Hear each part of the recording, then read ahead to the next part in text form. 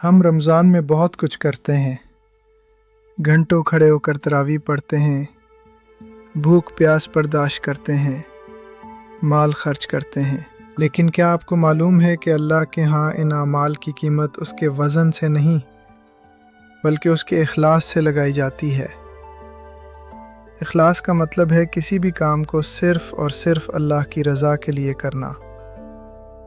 اگر نیت میں ذرا سا بھی دکھاوا یا ریاکاری آ جائے تو وہ عمل کتنا ہی بڑا کیوں نہ ہو، اللہ کے ہاں رد کر دیا جاتا ہے۔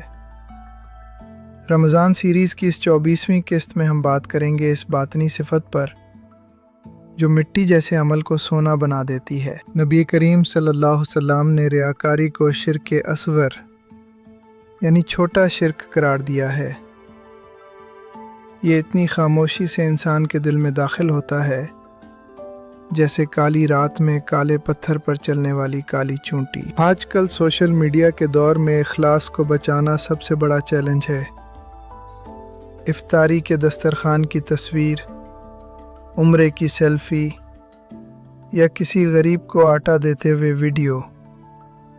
اکثر ہماری نیت یہ ہوتی ہے کہ لوگ ہمیں نیک اور سخی کہیں۔ یاد رکھیے، جس عمل پر آپ نے لوگوں سے واہ واہ سمیٹ لی، اس کا بدلہ آپ کو دنیا میں مل گیا۔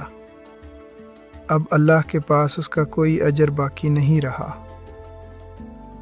اخلاص یہ ہے کہ آپ کی نیکی کی خبر آپ کے بائیں ہاتھ کو بھی نہ ہو کہ دائیں ہاتھ نے کیا خرچ کیا۔ ایک دفعہ ایک کتے کو پانی پلانے والی عورت صرف اس لیے بخش دی گئی کیونکہ اس کے اس چھوٹے سے عمل میں اخلاص تھا۔ اخلاص وہ کیمیا ہے جو معمولی عمل کو عرش تک پہنچا دیتا ہے۔ ہمارے اسلاف اپنی نیکیوں کو ایسے چھپاتے تھے جیسے ہم اپنے گناہوں کو چھپاتے ہیں۔ وہ روتے ہوئے سجدے میں ہوتے، لیکن اگر کسی کے آنے کی آہٹ ہوتی تو فوراً چہرہ صاف کر لیتے تاکہ کوئی انہیں عابد نہ سمجھے۔ رمضان کا آخری عشرہ ہمیں تنہائی کی عبادت سکھاتا ہے۔ اعتکاف کی خلوت ہو یا تہجد کا اندھیرا، یہ لمحات صرف آپ کے اور آپ کے رب کے درمیان ہیں۔ یہاں کوئی دیکھنے والا نہیں، یہاں صرف اخلاص ہے۔ اخلاص کوئی ایسی چیز نہیں جو ایک بار آ گئی تو ہمیشہ رہے گی۔ اس پر ہر لمحہ پہرا دینا پڑتا ہے۔ عمل شروع کرنے سے پہلے نیت دیکھیں۔ عمل کے دوران اپنے دل کو ٹٹولیں کہ کہیں کسی کی تعریف سن کر خوشی تو نہیں ہو رہی، اور عمل کے بعد اللہ سے دعا کریں کہ یا اللہ اسے قبول فرما لے۔ اللہ کو بہت زیادہ سجدے نہیں چاہیے، اسے سچے سجدے چاہیے۔ اسے بہت زیادہ مال نہیں چاہیے، اسے وہ 1 روپیہ چاہیے جو صرف اس کے لیے دیا گیا ہو۔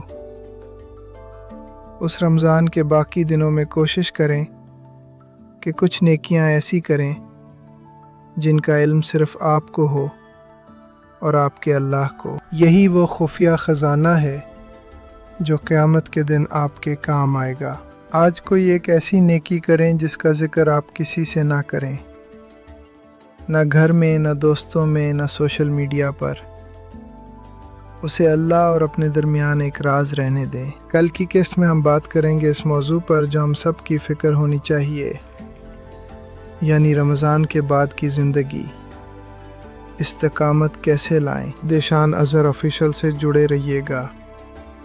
اللہ نگہبان۔